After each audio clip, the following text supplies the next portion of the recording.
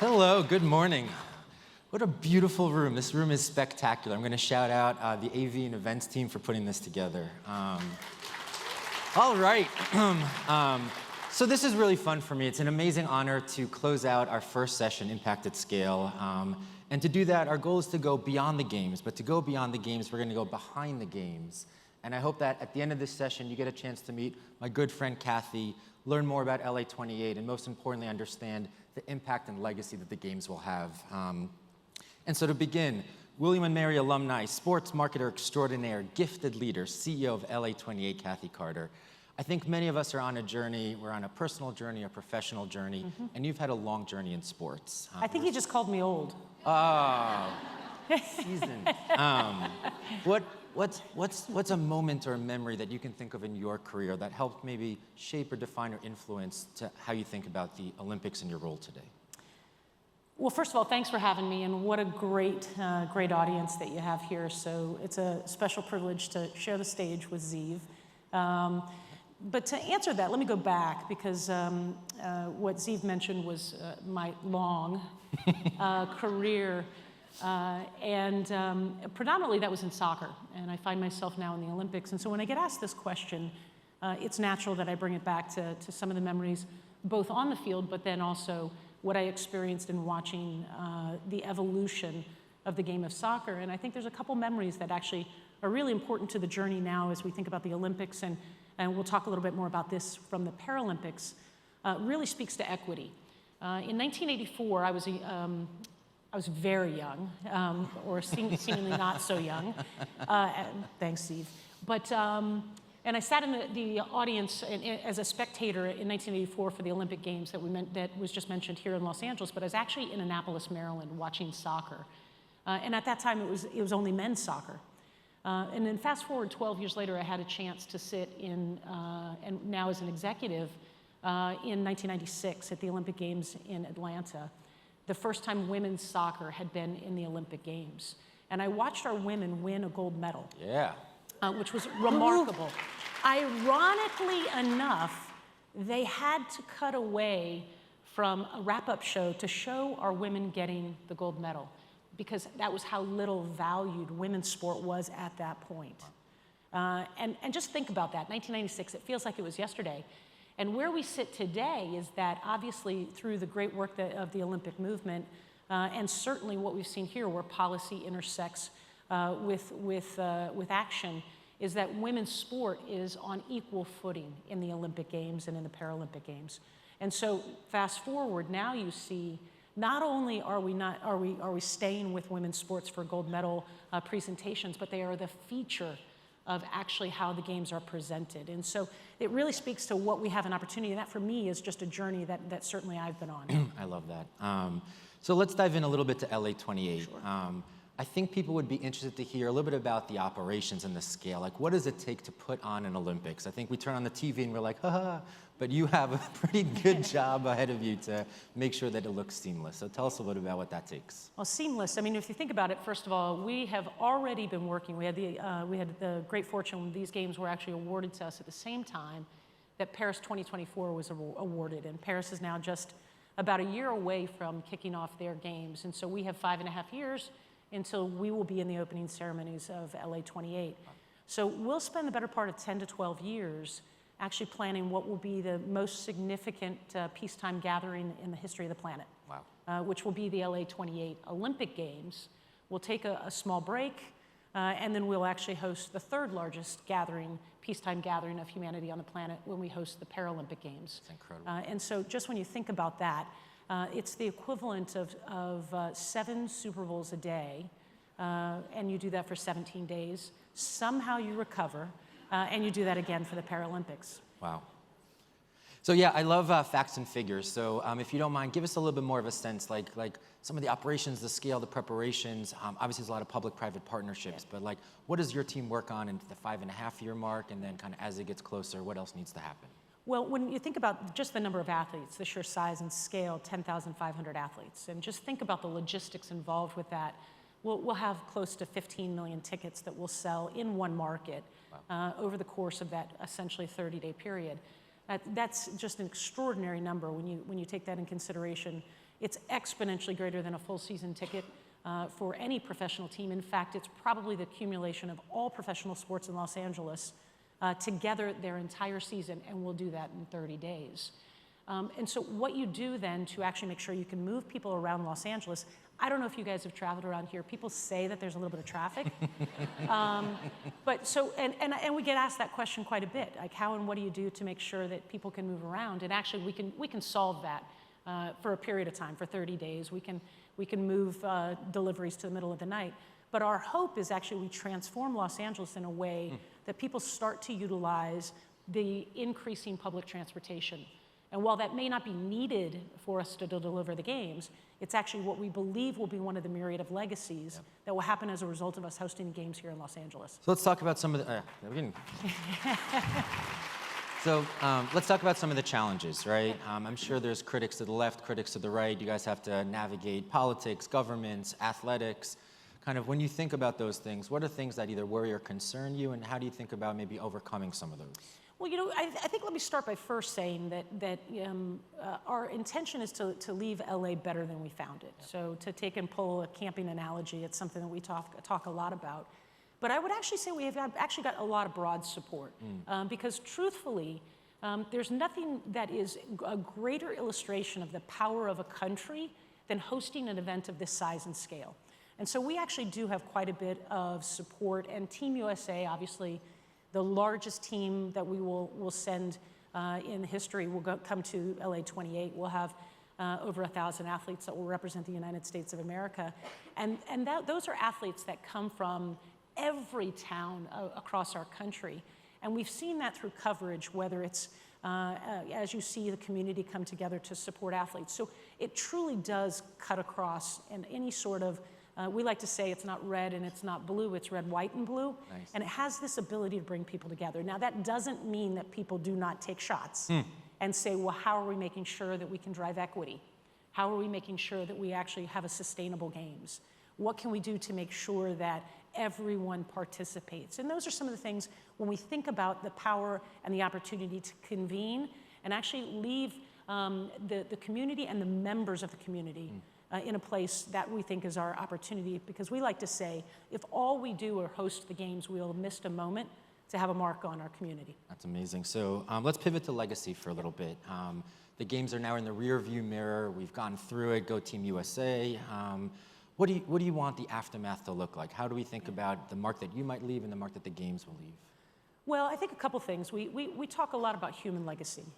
First and foremost, one of the great challenges that we have is, today, when we started this, we were 15 people.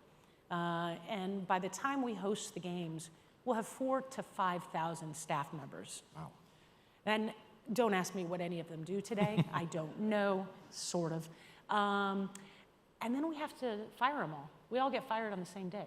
Wow. So just imagine that. We're putting together a Fortune 500 company, and then we are really quickly dismantling it, which is one of the great challenges. But what though that does is it gives an opportunity for us to actually launch a number of people, and possibly through opportunities that they might not have otherwise gotten, back into the community and back into perhaps sports, perhaps it may be around impact, and areas and opportunities where people will get an opportunity that they may not have otherwise gotten. So that's clearly one of the things that we think about, certainly as it relates to our own staff. But similarly, what do we do to drive equity within Los Angeles or across the country through pathways, whether that's because while we'll have 4,000 or 5,000 people, we'll have 100,000 volunteers and 75,000 contractors. What is it we do to make sure that we create the pipeline to actually give people an opportunity to participate in these games in a way that perhaps they might not today realize that they have? And that might not just be as a ticket holder, although we certainly hope that we're able to do that as well, but what we can do to give them an opportunity to participate. I want to follow up about the equitable access for youth as well. So. Yeah, sure. Well, actually, that's a great one. He's just teaming up with these softballs, which I appreciate. So youth sports, though, and when we talk about equity, one of the challenges that we have today in sport, and certainly will have an impact on our ability to field teams in the future, is actually how do you keep kids playing in a world where it's gotten so much more expensive for kids to play? And so that was certainly something we started to look at. And we also said we don't want to wait until our games are over to actually have that impact. And so we have worked to have really the largest economic investment in youth sports, certainly in the state of California, if not across the country. But most importantly, it's around creating opportunities and equitable opportunities for kids that otherwise might not have a chance to continue to play. So we have over 100,000 kids we've already seen impacted by this program. By the time we host the games in 2028, Play LA will have an impact on over 1 million kids in LA. And the way we're doing that is two ways. Number one is we're reducing the economic barrier to entry. So what might have cost a couple $100 or $300 for a kid to play now costs 0 to 10. We're doing that in a partnership with the Rexham Park program with the city of LA. And number two, in a world where equity and disability is real, adaptive sports are not available for kids in the city of LA. And so we're making that a part of the journey as well. And so how and what can we do to provide equipment so we can actually create opportunity for kids with disability to play? And through those initiatives, we think we'll continue to pay it forward. A quick follow-up. I do think that the Olympics gets more attention than the Paralympics. Yeah. It was illuminating to hear you say that it's the third largest peacetime gathering. What are the differences between the Olympics and the Paralympics from an operations or a legacy perspective? And how do you think about combining or detangling the two of them? Yeah, no, that's another good question. So let me back up for 1 minute. So we all know in 1984 that we hosted the Olympic Games here. But if you go one step further, we actually hosted the games in 1932 also. In 1932, LA was just really becoming a city, and what many of you may not realize is that's actually what caused the LA Coliseum to be built. So it was built for the 1932 Olympic Games. We hosted again in 1984, but this will be the first time that LA actually hosts the Paralympics. And so it's a smaller scale just in terms of number of venues and number of sports. So it's actually how and what we do to continue to feature what are extraordinary athletes doing extraordinary things is something I think we as a country will benefit from no matter what. Obviously, we do have some benefits, although as it relates to policy that's been created over the years, but this gives us a chance to actually feature these athletes and show the art of possible. And how and what is it that we do to show that anything is possible when you give people an opportunity to showcase what they are great at. And so we do believe that this will be a defining moment in opportunity for people with disabilities, whether that be those you can see and those you can't see. 15% of the population is impacted by a disability.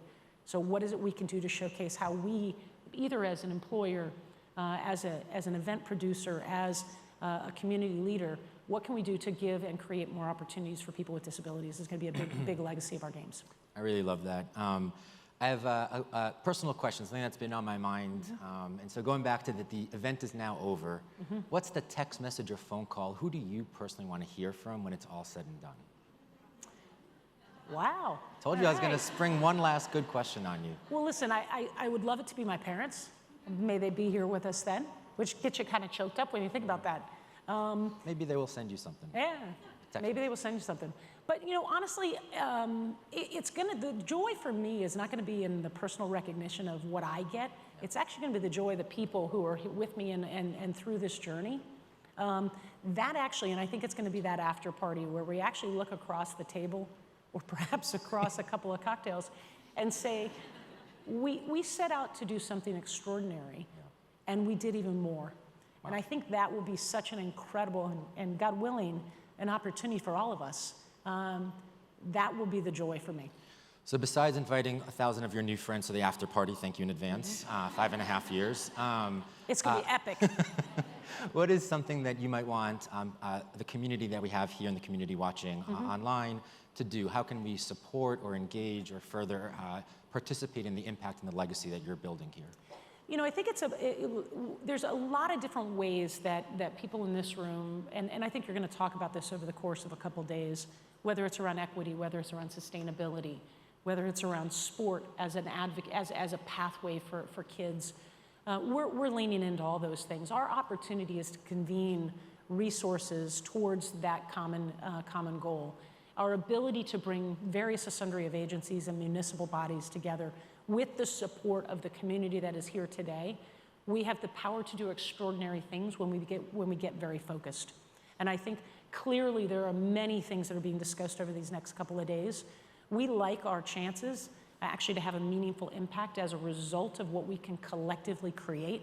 And we do not own the copyright on how to do these things, but we have a moment in time to convene people together towards a common and a good result.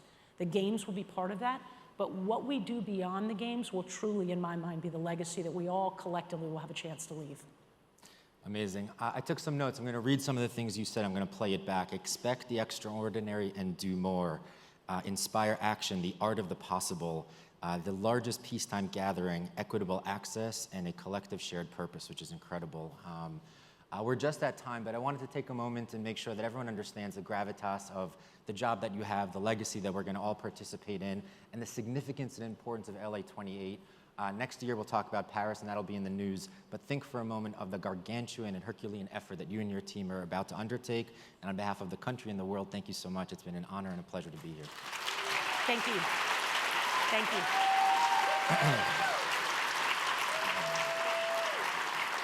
So with that, I'm going to wind our session one. Let me just give you a moment of programming notes. You have a glorious hour ahead of you, and in your glorious hour of breakouts and networking and cocktails, I want to leave you a little bit.